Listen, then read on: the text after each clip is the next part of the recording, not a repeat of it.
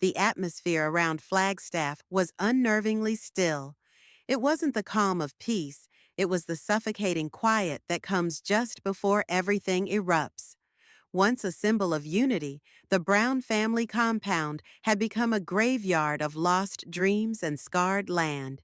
The homes, some deserted, others barely occupied, hung in a strange limbo. The air felt raw, the driveways slick with mud as melting snow ran down from the high desert.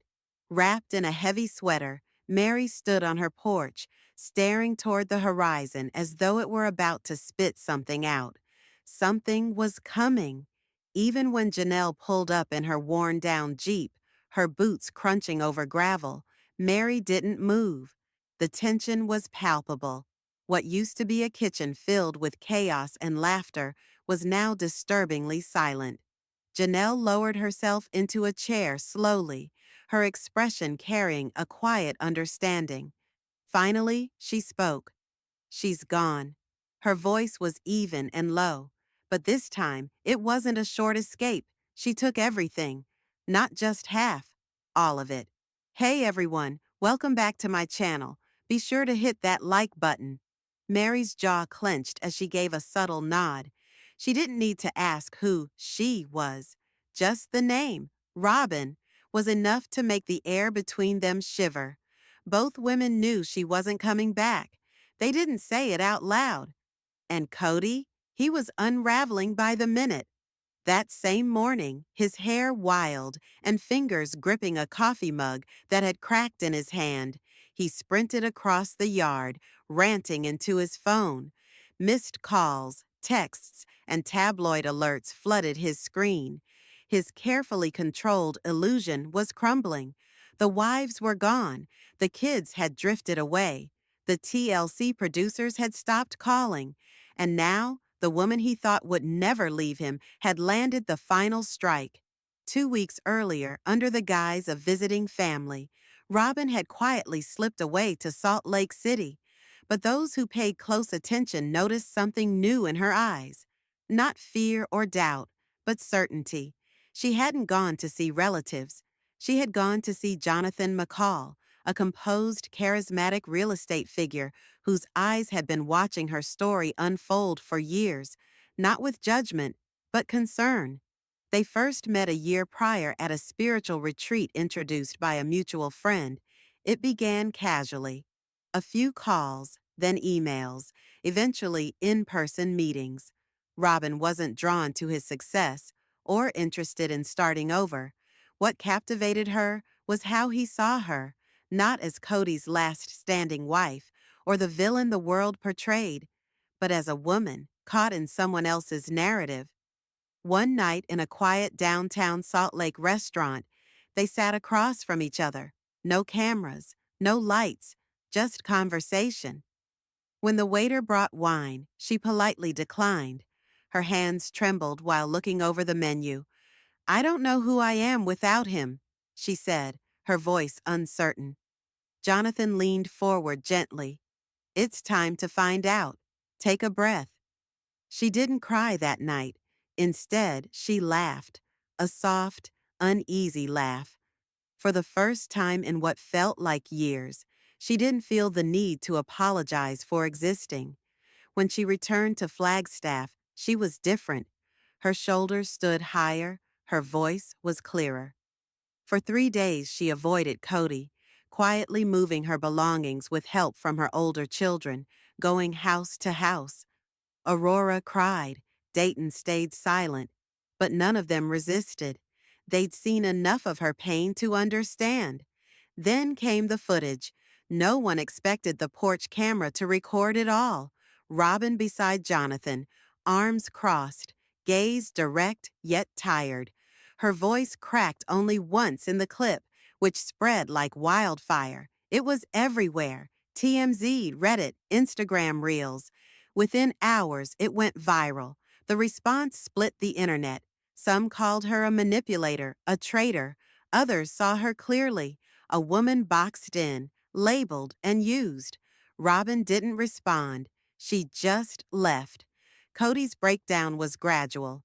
He started making erratic calls to his remaining kids, leaving furious voicemails for producers, and eventually posted a deleted online rant about betrayal.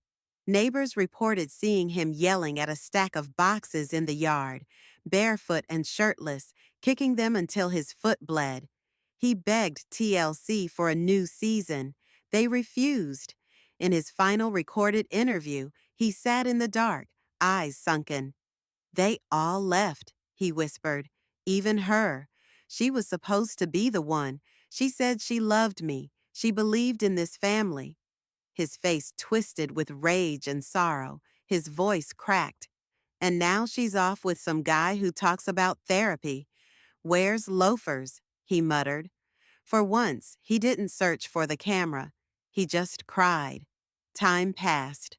The compound grew quieter. Two of the lots had foreclosure signs posted. Janelle and Meri moved forward. Together, they opened a women's wellness retreat in Sedona, an oasis built on healing, not hierarchy. Under a bright desert sky, the two women who had once been broken stood shoulder to shoulder, smiling for real. Robyn eventually resurfaced, not in Flagstaff, but online.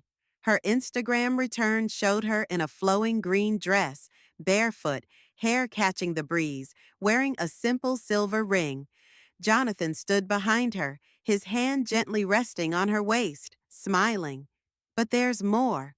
One reason Reddit remains critical of Robyn and Kody's home life is the bizarre mirror messages Kody leaves behind.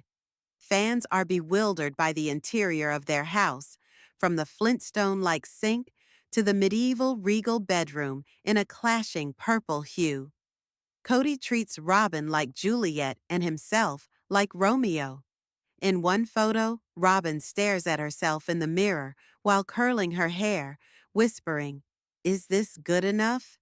The naturally beautiful mother appears to be shaping herself into the doll Kody wants her to be.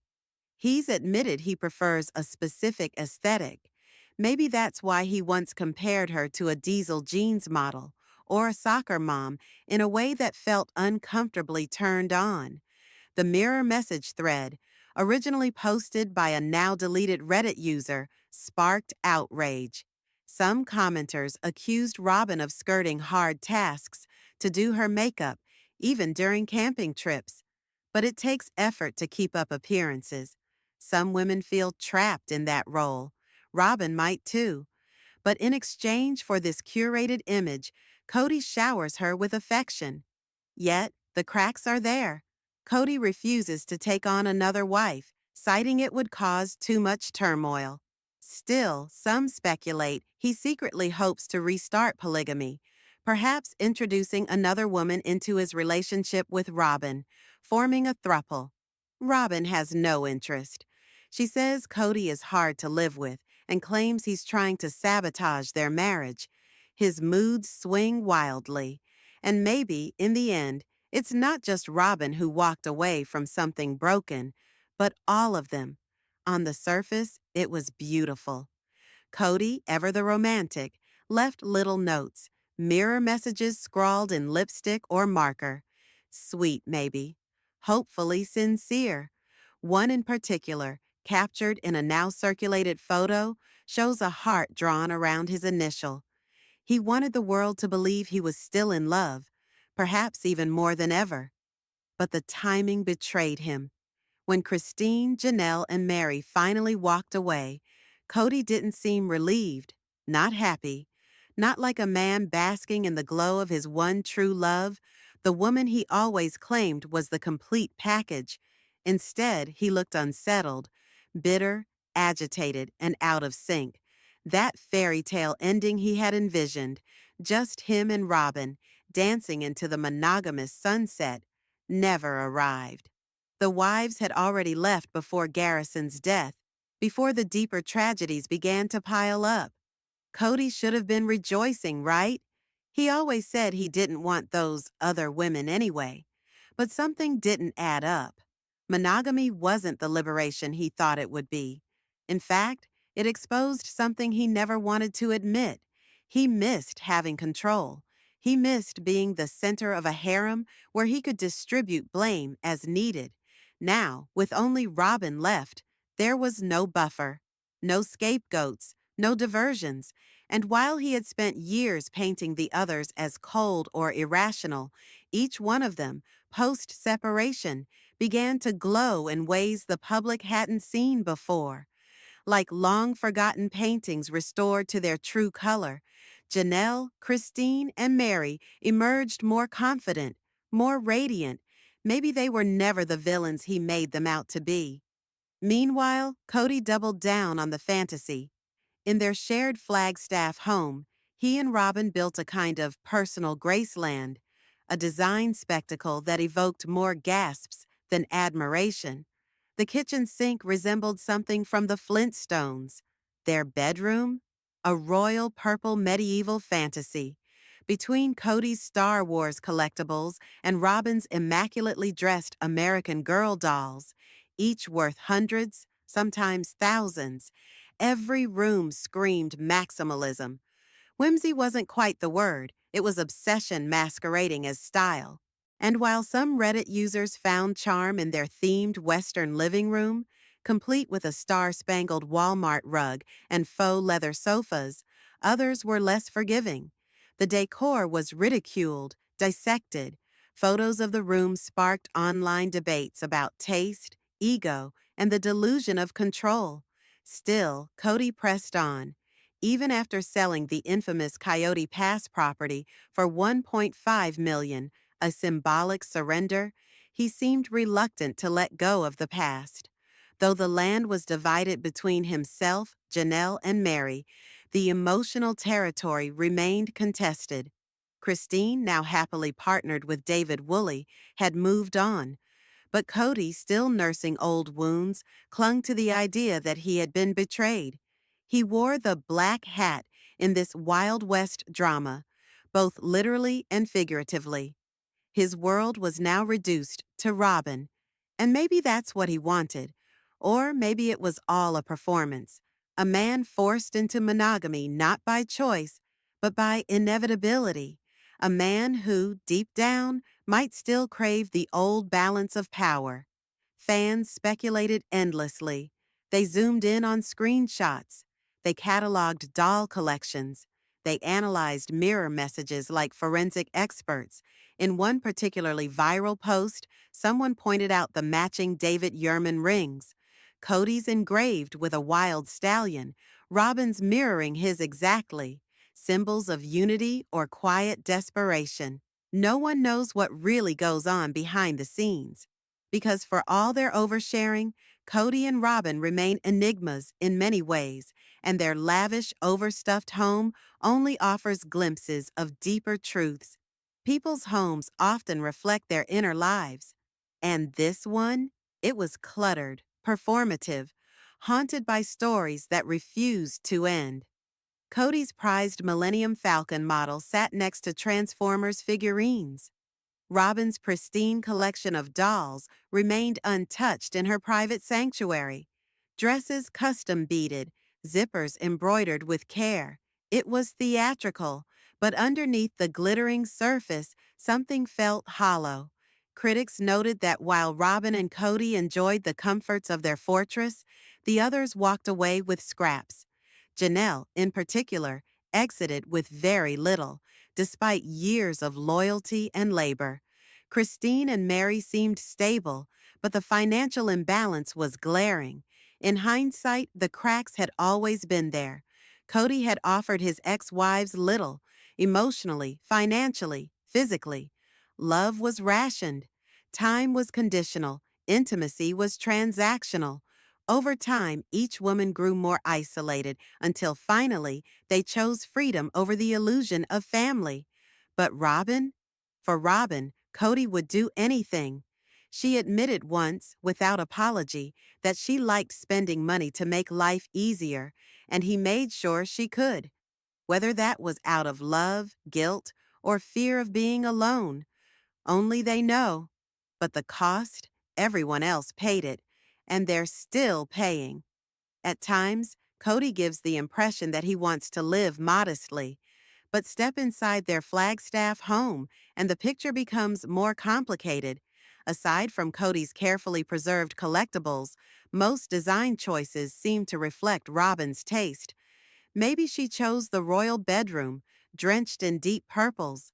Maybe she picked out the Flintstone-style stone sink surrounded by shimmering Sedona amethysts. Either way, the home is unmistakably theirs, full of contradictions, heavy with sentiment. Despite all the drama, despite the fractures, Kody and Robyn keep going. What else can they do? The loss of Garrison Brown has cast a long, somber shadow. It's the kind of heartbreak a parent never truly recovers from. In that context, the opinions of Reddit threads or fan critiques fade into the background.